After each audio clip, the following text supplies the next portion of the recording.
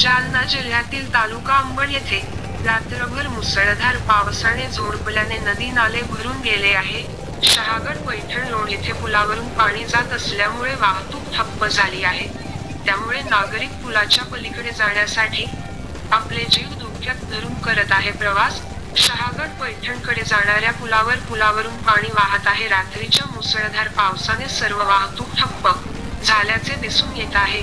सध्याला हे शहागड पूल आहे. गेल्या अनेक वर्षापासून या पुलाचे काम विलंबित असल्याचे नागरिकांकडून माहिती देण्यात येत आहे. आमचे जालना जिल्ह्याचे प्रतिनिधी विलास मस्के.